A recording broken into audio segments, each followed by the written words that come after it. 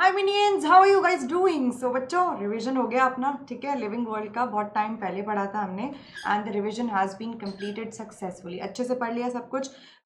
जैसा मैं आपको ऑलरेडी बता चुकी हूँ कि ये बेसिक है आपका यूनिट 1 में जो हम लोग पढ़ते हैं ना, जितना भी आगे पढ़ेंगे, ठीक है। So this is something which is basic, okay. Now what you have to do is, अब अच्छे से इस क्विज को सॉल्व करना, बहुत ज़्यादा सिंसियरली सॉल्व करेंगे सब लोग, इस चीज़ को ध्यान रखेंगे। Since it is let's do it together, so भाई हम भी आपके साथ जो है अच्छे से इसको सॉल्व करेंगे, है ना बच्चों। सो फोकस करना। और वही क्वेश्चन है, हम लोग ऑलरेडी बहुत बार प्रैक्टिस कर चुके हैं, बट रिविजन इसलिए ज़रूरी होता है बच्चों, जिससे कि क्या है ना, हमारी कुछ चीज़ें हमें वापस से दिमाग में घुस जाएं। This is your biology educator doctor Geet. Welcome बच्चों, and I am literally wanting to interact with you all again. बहुत जल्दी हम लोग वापस से लाइव मिलेंगे बच्चों, ठीक है। बट आई डिंट वॉन्टेड कि आपके ये बिल्कुल भी समय इस समय पर वेस्ट करना अच्छी बात नहीं है बच्चों। तो थोड़ा सा फील ले लेना बायो का अच्छे से यहाँ से, ठीक है। सुन लोगे इतना ही बहुत है, ओके। चलिए आगे बढ़ते हैं। तो as usual you guys know that इस हर वीडियो के इनफैक्ट लिंक में, जो डिस्क्रिप्शन में जितने भी लिंक्स होते हैं, आपको ऑलमोस्ट आपके जो रेलिवेंट लिंक्स हैं मिल जाते हैं। आपका कॉम्बैट के लिए, बग्स बाउंटी के लिए, अगर आपको लगता है कि कोई भी कंटेंट इरेलीवेंट है, शुड बी रिपोर्टेड, तो you can report it using that link. Simply click on the link and you will be redirected. आपको एक फॉर्म फिलअप करना है. Then if you are found correct, if your claim is authentic, then you will be rewarded as well if you are the very first one to tell it to us कि हाँ ऐसा है, ठीक है।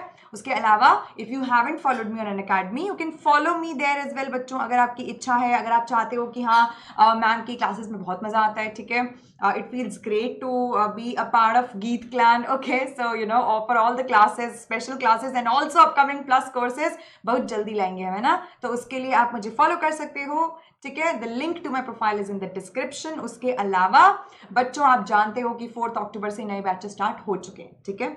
और Unacademy platform ऐसा है जिसपे ऑलमोस्ट हर कुछ टाइम में जो है कुछ ना कुछ अच्छे बैचेस आपके लिए हमेशा लॉन्च होते रहते हैं, सो दैट जो बच्चे बाद में ज्वाइन करते हैं उनको किसी भी तरीके का लॉस फील ना हो, राइट, है ना।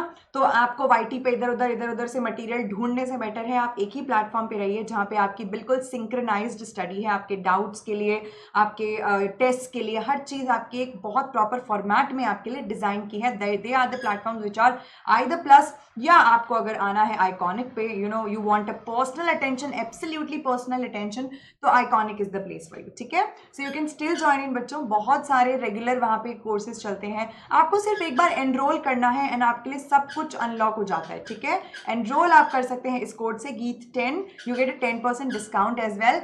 एंड इससे ऐसा नहीं है बच्चों कि सिर्फ बायो ही आपको एक्सेस होगी, नहीं, आपके जो गोल में आप नीट के लिए प्रिपेयर कर रहे हो, जेई के लिए प्रिपेयर कर रहे हो, you preparing for your CBSE board examination, तो जो भी आपके सब्जेक्ट्स हैं, जितने भी आपके गोल में आप चाहते हो, आपके सारे सब्जेक्ट्स अनलॉक हो जाते हैं। बस इस कोड को याद रखिएगा, GEET10, and you will get a 10% discount on all the packages. Yes, learners app install अगर आपने नहीं किया है तो इंस्टॉल कर लो, बिकॉज लर्नर्स ऐप पे बहुत सारा कंटेंट आपके लिए फ्रीली अवेलेबल है, ठीक है। Not just for the plus and iconic students, but all of you who install it. So it's like a gift for all of you. Specially जो हमारी स्पेशल क्लासेस होती हैं, दे आर एब्सोल्युटली फ्री, ठीक है। वो यूट्यूब पे नहीं होती हैं, वो ऐप पर होती हैं। और बच्चों, they are absolutely free for everybody to access. You can go and enjoy them. It's too much fun बच्चों। आप अपने वॉइस से क्वेश्चंस पूछ सकते हो रेज अ हैंड फीचर के थ्रू, ठीक है। आप इमेजेस भेज सकते हो, अगर कोई डाउट है लाइव क्लास में उसे पिकअप कर लिया जाएगा। There are lot of things बच्चों। चैट कर सकते हो, तो it's like an amazing interface. तो जरूर उसको ट्राई कीजिएगा अगर आप प्लस पे आना चाहते हो। जिनको नहीं पता है प्लस के बारे में, तो लेट मी टेल यू कि बच्चों, प्लस एक ऐसा प्लेटफॉर्म है जहाँ पे, which is a paid platform of Unacademy, but a very much specialised one, जहाँ पे आपको आपकी सारी जरूरतों का ध्यान रखा जा रहा है एज ए स्टूडेंट, ओके। आपके नोट्स, आपके doubts, weekly test, regular test, okay, it's a live test, actually test series होती है वहां पे। आपको जो भी ज्वाइन करना है, आपको सिर्फ एक बार कोड अप्लाई करना होता है, GEET10, ओके। इससे आपका सब कुछ अनलॉक हो जाता है, okay. So you get live learning from the comfort of your place. आराम से घर पे रहो, कोई हॉस्टल मेस किसी का खर्चा नहीं है, घर का खाना खाओ, बैठो, पढ़ो, बिकॉज सारे टॉप एडुकेटर्स इस एक प्लेटफॉर्म पे ऑलरेडी प्रेजेंट हैं, ठीक है। उसके अलावा आपके अलग अलग बैचेस हैं, आप ज्वाइन कर सकते हो। एक बार प्लस आने के बाद बेटा आपके लिए सारे कोर्सेज अनलॉक हो जाते हैं, ठीक है। So there is a lot of thing which is going on. You get a good mentorship and guidance, जो कि वाईटी पे अवेलेबल नहीं होता है, ठीक है बेटा। Mentorship plays a very good role when it comes to your preparations, ठीक है ना। तो इस चीज़ को आप लोग ध्यान रखेंगे। And add a referral code में जब आप जाओगे ना फाइनली चेकआउट करने, when you finally decide to become the elite member of Unacademy plus या आइकॉनिक, तो you just have to apply this code GEETS10। आपको 10% डिस्काउंट मिल जाता है सारे पैकेजेस पे, ठीक है। ज्यादा मंथ्स के लिए जाओगे तो आपको पर मंथ इफेक्टिव पड़ता है, ठीक है। तो ये भी आपको ध्यान रखना चाहिए, है ना। अगर आपको लगता है कि नहीं 3 महीने 9 महीने हमारे लिए बहुत हैं प्रिपरेशन के लिए, तो ठीक है, आप उसके लिए भी जा सकते हो। आपको सभी पैकेजेस पे 10% ऑफ मिल जाता है अगर आप ये कोड अप्लाई कर रहे हो तो, ठीक है। आइकॉनिक पे you get a personal mentor so that you can have a very good discussion with your mentor, how to go ahead with something, strategize your things, plan them बिल्कुल अलग से, ठीक है। दूसरों से हट के आप प्लान कर सकते हो। इसी से आपकी 50% परफॉर्मेंस बूस्टअप हो जाती है बच्चों। This is a promise, okay, because एक पर्सनल मेंटर बहुत इंपॉर्टेंट होता है, somebody who is guiding you personally all along, है ना, ठीक है। So you get weekly report cards, आपके सब कुछ बेटा, आपका प्लानर कैसे करना है, आपकी पढ़ाई कैसे प्लान करनी है। Iconic is extremely special, okay.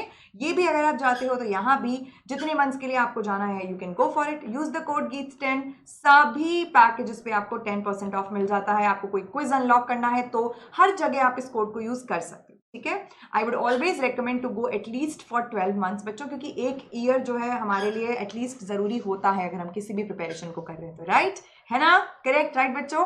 And हाँ जी, इस वीडियो को लाइक कर दीजिएगा अगर आपको अच्छा लगता है तो। उसके अलावा बच्चों कमेंट से बता देना कोई दिक्कत हो तो, अपन हमेशा आपके लिए हमेशा अवेलेबल है, तो चिंता नहीं करनी, ठीक है। चलो ठीक है, GEET10 याद रखेंगे सारे बच्चे, और अनअकैडमी को जल्दी से जल्दी प्लस या आइकॉनिक जो भी आप चाहते हैं जरूर ज्वाइन कर लो बच्चा, ठीक है। चलो now let's start. Question number 1, a defining feature of living beings is. Living beings की हमने प्रॉपर्टीज पढ़ी थी बच्चे, पढ़ी, राइट, सबको पता है ना। क्या कहा, क्या एक्सेप्शंस थे वो भी हमें पता है, ठीक है, तो ध्यान रखेंगे। Reproduction, consciousness, growth, interactive system. क्या होना चाहिए बेटा इसका answer? What shall be the correct answer to this? Reproduction, consciousness, growth या इंटरैक्टिव सिस्टम्स। देखो यहाँ पे सबसे ज्यादा अप्रोप्रिएट आंसर अगर कोई है तो वो है कॉन्शियसनेस। क्यों बेटा? बिकॉज रिप्रोडक्शन तो होता नहीं, हमने देखा है, पढ़ा है, आगे भी क्वेश्चन में देखेंगे क्यों नहीं होता, ठीक है। ग्रोथ यहाँ पे स्पेसिफाइड नहीं है ना, क्योंकि ग्रोथ भी 2 प्रकार की है, इंटरनल एक्सटर्नल। तो भैया अगर वो स्पेसिफिकली गिवन होता तो हम उस आंसर के लिए जा सकते थे, that would have been even more correct, है ना। Interactive system, no, so the correct answer is 2। Self consciousness occurs in. Self consciousness कहाँ थी बच्चों? पढ़ा था हमने कि भैया लिविंग थिंग्स जो होती हैं उनकी प्रॉपर्टी होती है कॉन्शियसनेस की, यानी कि they are aware of their environment, बच्चे पढ़ी है ना, सबको पता है। लेकिन सेल्फ कॉन्शियस मान लो, यानी कि अगर कुछ लगता है कि यार हमारे लिए खतरनाक सी चीज है, कोई आपको मारने के लिए दौड़ता है, कोई कुछ भी होता है, ठीक है, तो उसको आप रिस्पॉन्ड बैक जो करते हो ना कि भाई तूने ऐसे कैसे कह दिया, लाइक दैट, राइट। सो जो रिस्पॉन्ड बैक करने की क्वालिटी है उसको सेल्फ कॉन्शियसनेस बोलते हैं, अपना ख्याल रख पाना अच्छे से। और ये तो सिर्फ ह्यूमंस में होता है, right. Plants, prokaryotes, motile algae, इनमें थोड़ी होता है, ये थोड़ी कर पाते हैं, है ना। चलिए, identify the defining feature of living beings. बच्चे लोग मेरे साथ सब लोग, चाहे this doesn't matter whether it is live और not, but be very very conscious of yourselves. अपने लिए बहुत जेन्युइन रहो, अच्छे से इस चीज को परफॉर्म करो, ठीक है, जितना जल्दी हो सके, साथ ही साथ जितना जल्दी मैं सॉल्व कर रही हूँ, because even I am solving together with you guys, okay, so that is let's solve together, है ना, ठीक है। तो सब लोग कॉन्शियसली बिल्कुल फोकस करके दिमाग लगा के इन क्वेश्चंस पे ध्यान देंगे, बिकॉज आपके एग्जामिनेशंस में भी क्वेश्चन यहीं से रोटेट करेंगे बेटा, ठीक है। एग्जैक्टली नहीं आएगा तो नहीं आएगा, कोई बात नहीं, बट रोटेट जरूर करेगा, okay. So, identify the defining feature of living beings. Defining feature क्या होते हैं भाई लिविंग बींग्स के, ठीक है। Digestion of food, regeneration, reproduction या response to external stimuli. What shall be the correct answer when it comes to defining feature, जो उसको एक्चुअली में डिफाइन कर रहा है, तो क्या होना चाहिए आंसर? क्या इसका आंसर? देखो 1 और 2 तो हम लोग नहीं लेके चलते हैं, ठीक है, this is not the defining feature. Defining feature में हम लोग मोस्टली 3 चीजें पढ़े हैं बच्चों, आप लोग सब जानते हो, right. So I am not repeating it, like metabolism, internal growth, internal metabolism, है ना, और कॉन्शियसनेस स्पेशली हमने पढ़ा है, राइट। तो रिप्रोडक्शन नहीं, अगर इसमें और इसमें हम कंपेयर करेंगे तो response to the external stimuli will be a better answer, right. So 4th, है ना बच्चों। ये जो चैप्टर है ये थोड़ा सा ऐसा चैप्टर है कि इसमें से थोड़े कंफ्यूजिंग क्वेश्चंस बन सकते हैं, लेकिन सारे concepts have been explain to you, alright. 4th, organisms without sense organs do not respond to external stimuli. जिनके पास सेंस ऑर्गन्स ही एब्सेंट है उनका क्या हाल होगा? Respond to only internal stimuli, respond to changes in external environment, या do not occur in the nature. What shall be the correct answer? देखो, do not respond to external stimuli. ठीक है, यस दे दे तो सही बात है. ठीक है, respond to only internal stimuli, नहीं. Respond to changes in the external environment without sense organs, अगर सेंस ऑर्गन नहीं है तो एक्सटर्नल एनवायरमेंट या do not occur in nature. ऐसा तो नहीं है भाई कि सेंस ऑर्गन सबके पास होते हैं बच्चों. अपन सबके सब इतने ज़्यादा डेवलप्ड नहीं होते हैं, राइट? तो do not respond to external stimuli, respond to only internal stimuli, respond to changes in external environment. Yes, this will be the correct answer. ठीक है, एक्सटर्नल एनवायरनमेंट में ज़रूर वो चेंजेस को डिटेक्ट कर पाते हैं. ठीक है, कि हाँ भैया एक्सटर्नल एनवायरनमेंट में तो उसके अकॉर्डिंग वो चेंजेस को डिटेक्ट कर लेंगे अपने आप को. उसको उसके टूवर्ड्स वो क्या बोलते हैं बच्चों, सेंसिटिव भी होते हैं. जैसे मिमोसा प्यूडिका प्लांट है, टच मी नॉट प्लांट है, आप उसको टच कीजिए तो उसके लिए तो वो एक्सटर्नल स्टिमुलस है, उसके पास कोई सेंस ऑर्गन्स थोड़ी हैं, है ना, लेकिन स्टिल इट डज. ओके, चलिए. Growth consists of increase in mass, increase in number, higher rate of catabolism, या बोथ 1 and 2. तो ग्रोथ में हमने पढ़ा है बच्चों कि ग्रो करना इसका मतलब मास में भी इंक्रीज होना और नंबर में भी इंक्रीज होना, राइट? अगर हम अपनी बात करते हैं तो हमारे अंदर सेल मास भी बढ़ता है, सेल नंबर भी इंक्रीज करता है. So both 1 and 2. Which is an exclusive trait of living things? Exclusive trait of living things क्या होता है? एक्सक्लूसिव ट्रेट लिविंग थिंग्स का बच्चे, isolated metabolic reactions occur in vitro, increase in mass from inside body, perception of events happening in the environment and their memory, increase in mass by accumulation or both. Sorry, increase in mass by accumulation of material both on the surface as well as internally. क्या हो सकता है बच्चों? all is an exclusive trait. कौन सा होता है? In vitro reaction होगी, या फिर आपका होगा increase in mass from inside body, perception of events happening in the environment and their memory, या increase in mass by accumulation of material both on the surface as well as internally. क्या correct answer होगा बेटा इसका? होगा correct answer would B 3.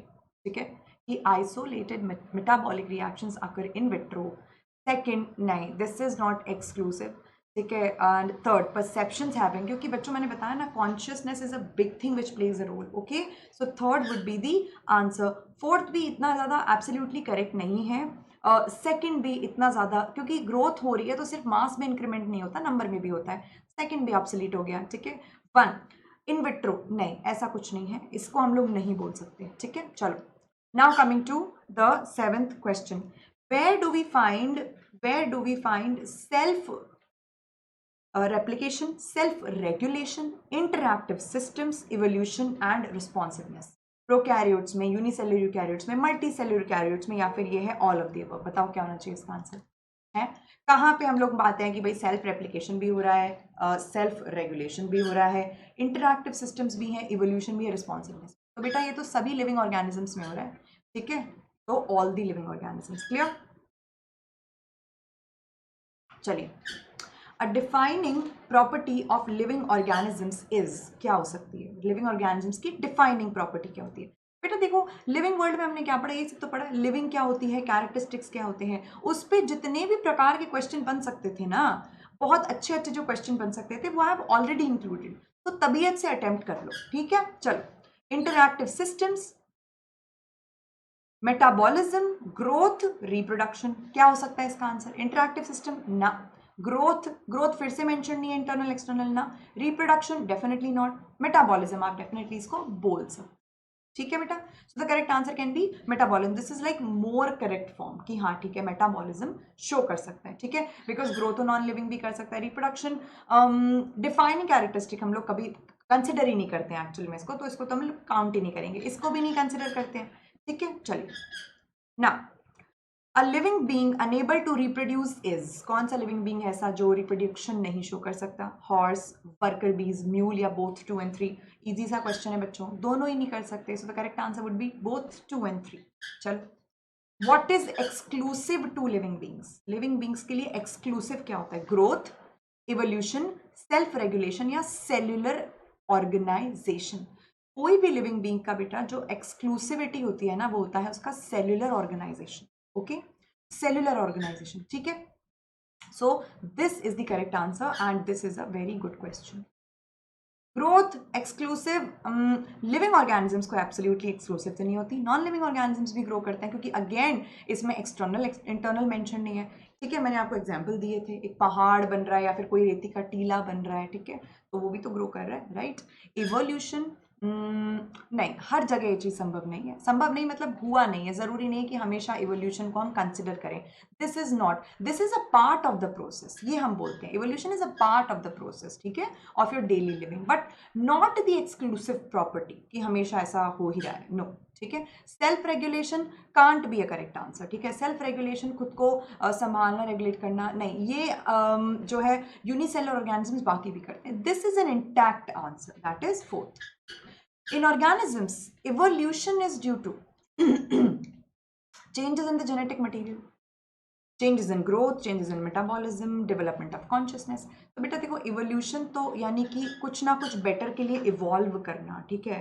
तो ये सारी जो इवोल्यूशन वाले पार्ट्स आते हैं ना, जैसे सेल से टिश्यूज बने, टिश्यूज से ऑर्गन्स बने, ऑर्गन सिस्टम बने, या एनिमल्स में डेवलपमेंट हुआ बहुत ज़्यादा, ठीक है। तो ये कब हुआ बेटा? जब उन्होंने अपने आप को अडाप्ट करना स्टार्ट किया, ठीक है, और जेनेटिक लेवल पे चेंजेस आए, ठीक है। So the correct answer would be your one, changes in the genetic material में जब आते हैं तब जाके इवोल्यूशन होता है। ग्रोथ में, मेटाबॉलिज्म में, development of consciousness, this is not a property of evolution, this doesn't come under evolution, okay. Father of taxonomy, भैया ये तो बहुत ज़्यादा फेमस क्वेश्चन है जो कि पूछा जाता ही है। मैंने बताया था जिन्होंने जो जो डिस्कवर किया है उनके बारे में तो बेटा उनको सम्मान देना बहुत ज़्यादा ज़रूरी है, ठीक है। So father of taxonomy is Linnaeus, Carolus Linnaeus, इनको आप जगह जगह देख लोगे, राइट। चलिए, which is correct according to international code of nomenclature. भैया जो जिस हिसाब से हम लोग नेम्स देते हैं, हमने उसमें कुछ रूल्स पढ़े हैं, ठीक है। अब चलो, यहाँ रूल्स तो नहीं गिवन है, लेकिन यहाँ पे एक बाइनोमियल नोमेनक्लेचर गिवन है। बाइनोमियल मतलब देखो, दो वर्ड्स यहाँ पे लिखे हुए हैं, क्या आंसर है इसका? पहला है होमोसेपियन, ठीक है, ओके। सेकंड इज, चारों होमोसेपियंस है लेकिन लिखे अलग अलग तरीके से बेटा। यहाँ देखो, यहाँ पे होमोसेपियंस में दोनों एच और एस जो है वो है सेम, कैपिटल है। हमने क्या पढ़ा है बेटा कि एक तो पहली बात ये कि जो पहला नेम होता है जेनेरिक नेम, वो हमेशा कैपिटल में होता है, और छोटा वाला जो स्पीशीज का नेम होता है वो हमेशा स्मॉल में होता है, जैसे सोलैनम, सोलैनम ट्यूबरोसम, ठीक है। तो दूसरा वाला हमेशा स्मॉल है, पहला वाला हमेशा कैपिटल में होता है, ठीक है। तो सोलैनम ट्यूबरोसम जैसे हो गया। और दूसरी बात, इसको हम इटैलिसाइज कर देते हैं, राइट। तो देखो यहाँ पे सबसे ज्यादा करेक्ट कौन सा लग रहा है आपको? ये भी नहीं है, 1 2 तो है ही नहीं, ऑलमोस्ट ये तो सेम ही ऑप्शन है, ठीक है। थर्ड में क्या दिया हुआ है? थर्ड में ठीक है, छोटा है, ये एच कैपिटल है, ये छोटा है, लेकिन यहाँ पे इटैलिसाइज इसको किया हुआ है, तो this will be more correct, ठीक है। चलो, the term systematics refers to, what does this term refers to? What does this term refers to? Nomenclature and identification, nomenclature and identification, identification and classification, study of organisms and their classification, diversity in relationships of organisms। बेटा मैंने आपको बताया था systematics में हम लोग क्या करते हैं, रिलेशनशिप्स भी देखते हैं ऑर्गेनिजम्स, राइट। तो सिस्टमैटिक्स क्या होगा? इवोल्यूशनरी रिलेशनशिप्स, रिमेंबर हमने बात किया था, तो सिस्टमैटिक्स उससे डील करता है। तो this is not correct, this is not correct, this is not correct. Study of organisms and there classification, nomenclature and identification, ये तो बेसिक स्टेप हो जाते हैं बेटा, ठीक है, ये तो स्टेप्स हैं, ओके। तो इनको हम लोग सिस्टमैटिक्स इनको डिफाइन नहीं कर रहा है। आइडेंटिफिकेशन एंड क्लासिफिकेशन अगेन ये स्टेप्स हैं। Study of organisms and there classification, this is partially correct but not completely, ठीक है। ये तो होगा ही नहीं, ठीक है। Correct answer would B fourth, क्योंकि यहाँ पे relationship is the most important word जो सिस्टमैटिक्स में आना चाहिए, ठीक है। Nomenclature is governed by certain universal rules, which are of the following, which of the following, sorry, which of the following is contrary to the rules of nomenclature। मतलब बेटा जो उसको करेक्टली डिफाइन नहीं कर रहा, पढ़ो 1 2 3 या 4। When written by hand, the names are to be underlined. ये तो सही बात है? ठीक है. Biological names can be written in any language. The first word in a biological name represents the genus and the second specific epithet. Correct है? ठीक है. The names are written in Latin and are italicized. तो बेटा देखो यहाँ पे गड़बड़ जिसमें है ना वो ये है. Biological names can be written in any language. No, it is only written in Latin, right? Because it's a dead language. बाकी तो सही है, बस यही contrary है ना? ये गड़बड़ कर रहा है, ठीक है? 16th. Now, the organisms, two organisms belonging to different genera may have the same species, family, variety या फिर ये क्या है cultivar? चलो छोड़ो इसको, तुम छोड़ो, ये तो वैसे भी आंसर गलत है, ठीक है? तो ऑप्शन ही गलत है. चलो इसको हम लोग ले लेते हैं, हम लोग ले लेते हैं इसको. मान लो मैंने लिख दिया फाइलम, ठीक है? फाइलम लिख दिया मैंने, है ना? इसको ले लेते हैं हम लोग फाइलम, ठीक है? तो स्पीशीज, फैमिली, वैरायटी या फिर फाइलम. तो बेटा हमने हायरार्की पढ़ी है. If you have studied about the hierarchy, hierarchy में हमने क्या पढ़ा है कि किस प्रकार से आता है. अगर दो जीनस, दो से या उससे ज़्यादा जीनस अगर इंक्लूडेड है तो वो एक फैमिली कंस्टिट्यूट करती है. सीधा सीधा क्वेश्चन है हायरार्की से. इस प्रकार से आपको क्वेश्चंस, वो जो पिरामिड हमने पढ़ा था ना बच्चों, कैसे हायरार्की जाती है from species to kingdom if we move, तो सिमिलैरिटी डिक्रीज. अगर हम लोग किंगडम से स्पीशीज की तरफ आते हैं तो सिमिलैरिटी इंक्रीज, इस तरीके से, ठीक है? तो ये क्वेश्चन पूछ जाते हैं, इस प्रकार से क्वेश्चन पूछ लेंगे आपसे, है ना? तो इसलिए हमने पूरा अच्छे से डिस्क्रिप्टिव वे में ऑलरेडी रिविजन देख लिया है. Taxonomic category used for a group of interbreeding individuals capable of producing fertile offspring. तो बेटा देखो, जहां भी जिस कैटेगरी में, जिस टेक्सॉन में इंटरब्रीडिंग पॉसिबल है ऑर्गेनिजम्स के बीच में, वो सिर्फ एक होता है. वो क्या होता है? Species. Because this is what the definition of species is. वो ऑर्गेनिजम्स, वो ग्रुप ऑफ ऑर्गेनिजम्स जो कि एक दूसरे में इंटरब्रीड करके फर्टाइल ऑफस्प्रिंग्स प्रोड्यूस कर सकते हैं, उसे स्पीशी कहा जाता है, राइट? चलो, study the four statements A to D given below and select the two correct ones out of them. Okay, ठीक है. A, definition of biological species was given by Ernst Mayr. बात तो सही है. Photo period does not affect reproduction in plants. बेटा photo period वो time होता है डे का जिसमें लाइट परसीव करते हैं प्लांट्स, राइट? ठीक है. अब अगर लाइट जो है photo period basically for does not affect reproduction in plants, how would it not affect reproduction in plants? ठीक है भैया, अल्टीमेटली रिप्रोडक्शन इन प्लांट्स क्या होता है? फ्लावर का फॉर्मेशन, ठीक है ना? और इस तरीके के प्रोसेस जो हैं, तो भाई अगर ये नहीं हो रहा है तो ये तो स्टेटमेंट ही एब्सर्ड हो गया कि photo period does not affect reproduction in plants. It does affect, isn't? ठीक है. फर्टिलाइजेशन इफेक्ट होगा, ठीक है? बहुत सारी चीज़ें हैं जो कि इफेक्ट हो रही हैं उस चीज़ से, राइट? तो yes, it does affect. Binomial nomenclature system was given by R.H. Whittaker. नहीं, ये सिस्टम जो है ये हमें किसने दिया था? लिनियस ने दिया था. तो बी और सी तो गलत आ गए. अब देखते हैं डी का क्या हाल है. In unicellular organisms reproduction is synonymous with growth. Yes, this is absolutely true. तो ए और डी कहाँ करेक्ट है? ये देखो, ऑप्शन नंबर 4, ठीक है? So the correct answer is 4, है ना? चलो, identify the correct sequence of taxonomic categories. क्या होना चाहिए भैया? स्पीशीज, जीनस, ऑर्डर, फाइलम, या sorry species, order, phylum, kingdom, या two genus, species, order, kingdom, genus, species, phylum, order, species, genus, order, या फिर है आपका फाइलम. तो बेटा देखो, इसमें करेक्ट आंसर क्या होगा? ये रहा आपका. पहली बात तो ये चीज़ आपको ध्यान रखनी है, इसको ध्यान में रख लेना सारे के सारे, ठीक है? And the correct answer is species, genus, order and phylum. Species, genus, family थी नहीं, ऑर्डर, और उसके बाद क्या है? फाइलम, ठीक है? मतलब बीच में से उठा के दे दिया, बट कोई बात नहीं, ये सीक्वेंस जरूर याद रखना सबके साथ, दिस इज इंपॉर्टेंट, ठीक है? Basic unit of classification. सबसे पहले कौन सा आता है बेटा? ये देखो, सबसे पहले आती है आपकी स्पीशीज, ठीक है? इसी से ही, this is the basic unit of classification. जब भी हम क्लासिफाई करते हैं तो स्टार्टिंग किससे करते हैं? स्पीशीज से.